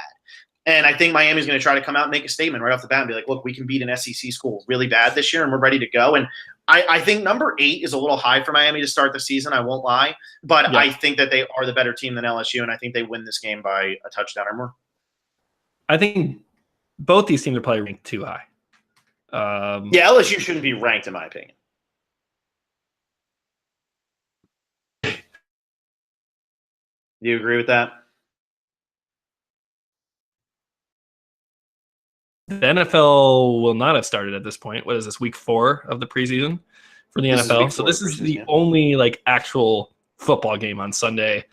It definitely helps when you can have a ranking next to both teams. So I don't know. That might have something to do with it. This game comes down to Malik Rozier. Mm-hmm. If he plays well, then I think Miami easily covers. If he plays okay, I think Miami can still probably covers. If he doesn't play well, though, like it will be a battle because LSU has a good defense. They can put pressure on Malik Rozier, and he's going to have to make plays. Joe Burrow starting for the first time, as a Tiger it's going to be with Miami's defense. That's going to be tough. Like this is your first game with LSU, and you're going to have to face like really, really good safeties and cornerbacks. The linebackers are tough. I mean, our line they're not like the best, but they're good. So I think Miami's defense is going to keep LSU at bay, and then it's all on Malik Rozier. Like he's just got to make plays. That's it. Well, can I just say, I know that you're saying like, oh, it's the first game that somebody's starting. That's always scary. Like you never know. But I just want to say one name. I'm going to say Kenny Pickett. You know who that is? Go ahead. Kenny Pickett is the quarterback for Pittsburgh last year, who was a true freshman and the first person to beat Miami. I'm pretty sure that was his first start. He made us look terrible. So that just like shows you though, like Miami had so many lulls last year. I think that they're going to be just a more complete team this year. Last year, Kenny Pickett went 18 to 29, 193 yards and a touchdown when they beat Miami 24-14. And this was a Pitt team that ended up finishing the season 5-7, and Miami was 10-0 at the time. And this was a game also where Rick benched Malik Rozier. And I know. And that was pretty absurd. That was the stupidest thing Mark Richt did. And it was very frustrating as a fan because you don't bench. I mean, yeah, Malik Rozier makes some bad mistakes throughout his games last year. And he wasn't great. He wasn't that great all year. But he always found a way to win. So to bench him and bring in this guy who literally went 0-for-2 with like 2 of the worst passes you'll ever see in your life, and then be like, all right, Malik, now get back out there and do it for us. It's like, come on, man. Like it almost felt like you gave up on the team there. And I just think that as Miami ended the season last year on a 3-game losing streak, I think that this year they're going to be fired up for this game. I think they've been thinking about it all summer. And I think that look at who LSU lost to in their bowl game last year. They lost to Notre Dame. And yeah, it's the bowl game. We talked about how like bowl games are tough, but Miami destroyed Notre Dame last year. And I think Rozier's a year better, and I think Mark Richt had a whole summer to work with him, and I just think that it's going to be all the difference. I don't think Rozier's going to make the same mistakes he made last year. And he's a pure quarterback. Like Malik Rozier is a pure quarterback. And I think that he can be really, really good, and I think we're going to see a lot crisper Malik Rozier this year. So I like Rozier here, and I like the Hurricanes at -3. I'm putting 20 on it. Yep, I have 20 on it as well. And you mentioned the pick game, and this is something I've kind of already mentioned, but I'm pretty big into the whole atmosphere of the game. And that's how Miami kind of was last season. I mean, when they had Notre Dame at home, and I think it was a Friday night game, or it was a night game, and they had the whole crowd. Yeah, they have the whole crowd behind them. And I think Virginia Tech was at home in a night game, and it's loud, it's big, it's prime time. And then they go on the road to Pitt at like noon, and they have no energy, and they just completely flounder. This is, if Miami still has that in them, this is a game where they will show up. They show up for the big games. Like you said earlier, we barely beat UNC last year. We barely beat FSU last year when they were playing their second string quarterback. Yep. We had so many really, really narrow wins, but the best wins were when it was under the lights, prime time. Yeah. So I think Miami shows up for an atmosphere like this. I completely agree. Yeah, that's a great point. And this is opening Sunday night. You're the only football game that day. You're the only football game. And yeah, we're talking a lot, obviously, about Miami, but that's where we went. And I think that you're right. I think like when we played, and then we played Clemson, and Clemson's just so much better than us that there was no way we were beating Clemson last year. We didn't have to get humiliated the way we did, but God, it was bad. I think the run defense is probably better this year than it was last year, and I just think the offense is going to click better. I really do. Like I think that Miami is going to try to blow teams out this year. Last year, Rozier reminded me. I'm a Lions fan too. Rozier reminded me of Stafford. It's like, why can't you play the entire game the way you play the last 10 minutes? Like, why can't you play like that? And that's what Rozier was like. And I think this year Rozier is going to be – this is his senior year. This is like his time to really shine for NFL scouts and stuff. And I think that he wants to be a first-round pick. Look at all the quarterbacks that went in the first round last year. So I think that he's going to come out there and be fired up. And I'm hoping that doesn't lead to bad decisions. I'm just hoping that it leads to insane plays like at the end of the game last year. Yeah, I mean, if he wants to be a first-round pick, this is honestly a must-win game. Yeah, absolutely. Absolutely. He's got to play well. If that's what he has his sights on. I'd be surprised. I'd be surprised if he went in the first round. Me too. I would too, but he's a pure quarterback, and sometimes that's all you need. What do you – did you touch the over-under in this game? I didn't. It's – both defenses are good, so 48 points seems about right. If I had to take it, I would take the over just because I can see maybe some big plays, just quick, mistakes on defense leading to, a big play, just a gap or something, missed coverage, something like that. Yeah. But it's about right. So I don't really I'm not touching it. Yeah, I'm not touching it either because like the thing was too, like when Miami played teams last year, like they played Notre Dame, they won 31 to, or it was a blowout, and they were in the 30s, and Notre Dame was in the teens, and they played Virginia Tech then, and they beat them bad, but it was like 23-10, and then you play Clemson, and it's like 38-3. So like that 48 is crazy to me. Even in their close games, they were all played in the 20s. I wouldn't go near that one. Over unders, but sometimes it's like it's shocking how on it the line is sometimes. Yeah, like you'll be watching it, it's hovering, just it's the fourth quarter and it's within 3 points, and the other team's gonna kick a field goal. Oh, okay, well it's crazy. Yeah. So I enjoy it when you can maybe find some sort of edge, but this I don't see anything. Yeah, I agree. Okay. So that's it with that one. Last game, another ACC game. Monday Night Football, ACC game, number 20 Virginia Tech at number 19 Florida State. Florida State had their awful year last year, fired Jimbo Fisher. Virginia Tech was pretty good last year. They weren't great, but this year they had talent on that team, and Josh Jackson's coming back. So where are you standing on the Florida State Virginia Tech game? You have $35 left to bet, so I'm assuming you've got the over/under and the spread here. I do, and it's mainly because this is the last game, and it's like if I'm down a lot and I need to make up like a quick $25, then I have this game Monday night. So you're that confident in these games, huh?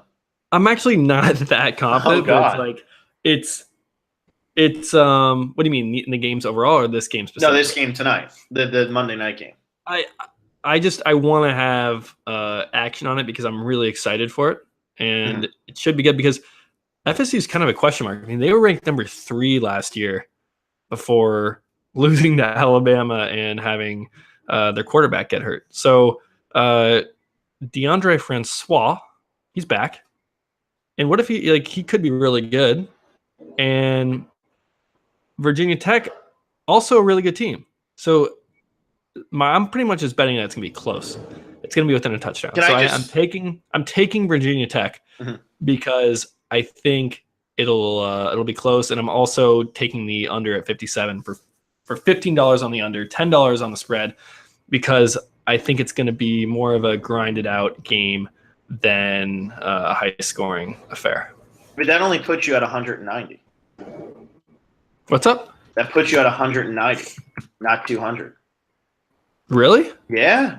Maybe I didn't mention one. You're not a math guy, huh? Maybe I didn't mention one earlier. Maybe you took away your Colorado State bet and forgot to give it somewhere else. That's possible. I was going to take Colorado to cover those 7.5 points, but I just don't like it just because they're not good. I was thinking about Colorado State. They gave up a lot of points to Hawaii, but I still don't feel confident enough in the Buffs. I don't know. Well, maybe I only have 190. I thought I added up correctly, but that's fine. I mean, well, if that I can put 10 on another game later, or maybe I forgot to mention something. But yeah, where do you sit with Virginia Tech? I think Florida State probably wins. I just think it's going to be maybe like a 23-20 type of game. Yeah, I don't see this game kind of getting out of hand. I was tempted to take Virginia Tech straight up here. And then I just elected to take the plus 7.5. Yeah, I was. I really was. Remember last year when you said they were ranked all the way at number 3, Florida State, and then they lost to Alabama? That was a preseason ranking, Will. This is what I'm trying to say. Like, yeah, they lost their starting quarterback. They lost Frank Which is a big deal. That's a huge deal. I agree with you. Losing your starting quarterback in week 1 is a huge deal. Is a huge deal. And I'm not putting so much on that they were ranked number 3. 6-6. But it's just something to think about that, like who knows how their season would have been, because in the Alabama game it was 24-7 when he got hurt. It was the fourth quarter. They weren't going to beat Alabama. That's not why they lost, obviously. But Alabama goes on to win a national championship game, and he goes down when they're on offense, and they were down by 17 points. So again, not a ton to go off of, but for how bad they were last year, there's a chance that they rebound. I mean, Florida State is a big program. They get a lot of recruits. So I'm with you that Virginia Tech, I like the points, but I could also see Florida State could be a blowout. That's why I took the points and didn't do straight up, because what I got scared is you didn't see Francois play, and we saw him play all the way back in 2016. Francois. Isn't it Francois? Francois, I don't know. Francois. I haven't heard his name in a year now. But so with him, we saw him in 2016. He was a starter, beats Michigan, who was ranked 10th, like in the Orange Bowl. Like, he's a good quarterback. Like, there's no doubt about that. How does he come back off the injury? Which I'm assuming he'll be good. But if this comes down to Francois, or does it come down to versus Josh Jackson? I don't know, man. I think Virginia Tech – Josh Jackson's good. He's legit. Is so good. And I think that Virginia Tech is a team, they're not always ranked at the beginning of the year. Florida State always is. And I think that Virginia Tech being ranked at 20 and Florida State being ranked at 19 is almost like as if Virginia Tech's actually ranked higher than Florida State, because it's hard for a team like Virginia Tech to be ranked at the beginning of the season, because they did lose some games last year. They looked bad against Miami when they played against Miami. And I just think that this is a great primetime first week game. I actually think this is a better game than the Miami LSU game. Mm-hmm. I really do. I really think this is probably the second best game of the weekend. I think the Auburn Washington game is the best one. I think that this is the second best one. I think this is a better game than Michigan Notre Dame. I think that Virginia Tech, if this game was not being played in Florida State, if this was a neutral site or at Virginia Tech, I'm taking Virginia Tech straight up to win this game. But playing in Florida State week 1, Florida State's going to be pumped. They have a new coach. Francois is back. It's just a lot. I think that Virginia Tech can hold it within a touchdown. I just don't think that they're going to be able to pull this off. I hope they do, because I want Miami versus Virginia Tech to be for the Coastal Crown. Like, I want that game to be for the Coastal. I want Miami and Virginia Tech to both beat Florida State. But I just don't know if Virginia Tech is going to have enough to pull this off. But if they do, it's going to be Josh Jackson. And I think their defense is going to be able to, if they can shut down Francois, then that's. Yeah. I'm with you on the points that Virginia Tech's getting. So for sure. Do you have anything on the over-under? I don't have anything on the over-under, because with Francois coming back, the only game we saw him play last year was against Alabama. Yeah, he only put up 7 points, but that was against Alabama. Right. So how's he going to do against Virginia Tech? He might be able to put up 30 points, 28 points, and Virginia Tech might win the game 31-28. So, yeah, that would still be under the 57. I don't see Florida State putting up more than like 35. I don't. Well, that's why I said 31-28. That would be actually 59, which would just be over. So I think that it could be hovering around 57, and that's why I didn't do it. If I had to do it, I would probably take the under as well. Yeah, I like this under, and I'm trying to remember why I liked it so much. I think it's mainly because I like Virginia Tech's defense, and Florida State is gonna they have a new coach.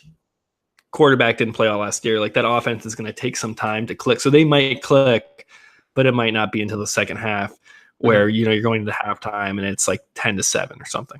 Yeah. No, I agree with you. And I think that's why Virginia Tech could win this game. Let's say they jump out on Florida State at Florida State and they go up maybe 14-0 or something. And Francois had an early turnover or something. All of a sudden, Florida State's nervous. Florida State's looking scary. This game comes down to just how risky of a bettor you want to be. I like the points here, but I do think Virginia Tech can win this game. It's just a matter of I would take the points in this situation. I'm not that confident they win, but if I had to pick one of these underdogs that I've picked the plus points on to actually win the game, this is the one that I'm taking. Gotcha. Cool. And yeah, I am $10 short. I just realized that. So you know what? Because why not? Let's put it on the Buffs. Colorado versus Colorado State. Just because. What do you have them at plus what? If it's, I think it was -7.5 for the Buffs. Okay. Just because Colorado State gave up so many points to Hawaii, you've got to think if it's a high-scoring game, that margin between the two teams is going to grow with the inflated score. So if it could be 40-27 or something. Mm-hmm. But the Buffs will give up points. I wonder what the over/under is in that game actually. I don't know. I didn't look at all at that game.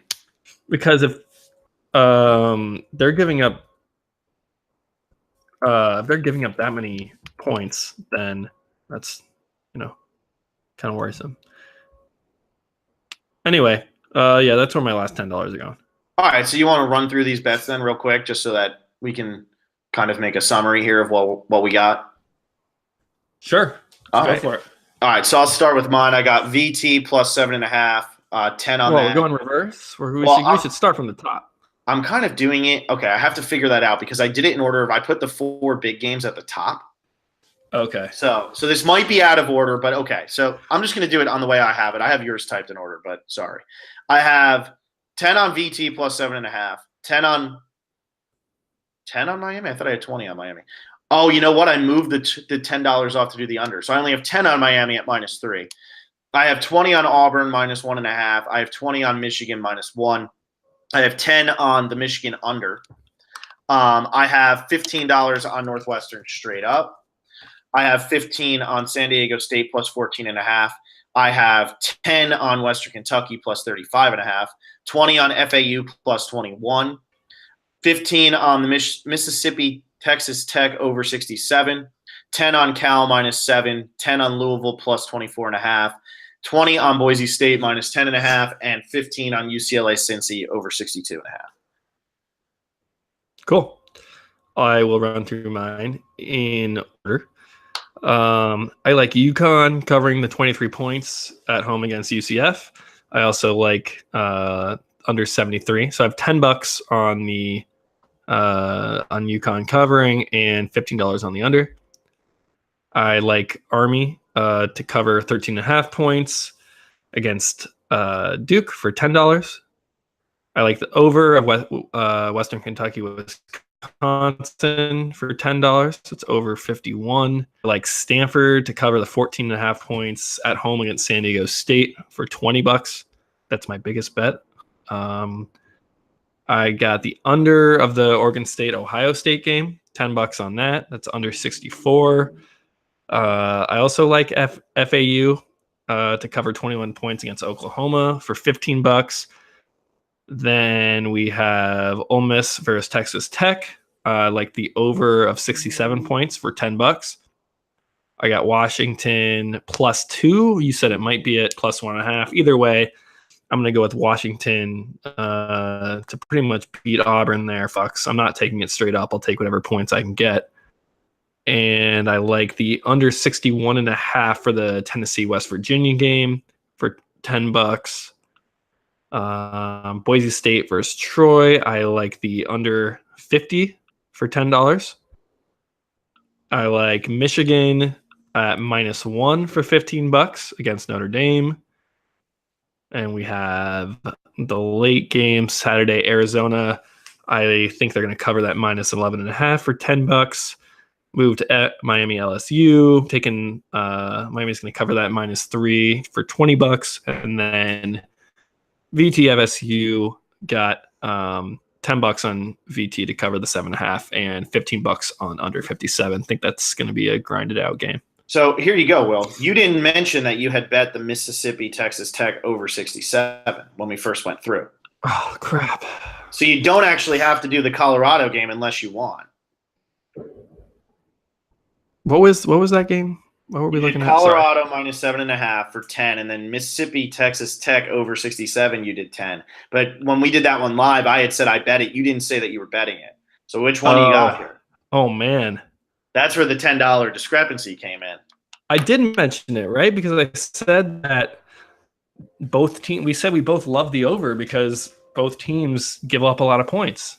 I don't think you said you were betting $10. Yeah, I don't think you said you were betting it. Oh yeah, I like that over. I'm keeping that. Let's can the Buffs because who knows with that team. That's better. Okay, cool. All right, so we're clear now. We got it. We're good. All right. Okay. Cool. That wraps up the week 1. We'll see how we do here. I hope even if we don't do well this week, we at least learn from our mistakes and learn about these teams. So I feel pretty good. There's definitely some bets. There's some bets I took here that I'm definitely not going to put real money on. There's probably a few of these. I mean, one of these weeks we should just bet $200 and do the actual bets that we're saying with each other. But yeah, I'm definitely going to put some money on the Stanford game and the Miami game. Yeah, and probably there's a couple other over-unders that I like in there. That Mississippi Texas Tech over, I think I'll definitely be doing, and I think I'll definitely be doing the Boise State -10.5. I really like that one, and probably I won't do the Miami one because watching Miami is stressful enough, so I don't need to do anything there. Oh, I love it. It adds so much to it. No, I don't need it. The thing with week 1 is everybody wants to get back to betting, but you haven't seen anybody, so it's like the hardest week to actually bet. So hopefully this is helpful, and when we come back here, hopefully we're both up like $400. Yeah, I mean, hopefully doing a pick'em podcast makes us actually think harder about where we're putting our money, and then we'll in turn do better. Yeah, probably hopefully. Not though. It'll probably go the opposite. Probably will overthink everything. Mm-hmm. All right. Well, I don't have anything else. Do you have anything you want to say? No, I think it's cool. I mean, we don't really. We'll do this once a week. Yeah. We'll exactly. Try to get it. I think it's a good day. It's a little far out because lines will change, but they should stay pretty. I mean, within a few points. So hopefully that's good enough. Yeah. And so we'll see you next Tuesday with hopefully we're going to be celebrating with our king crowns. Yeah, exactly. We'll have our king crowns on. All right. Cool.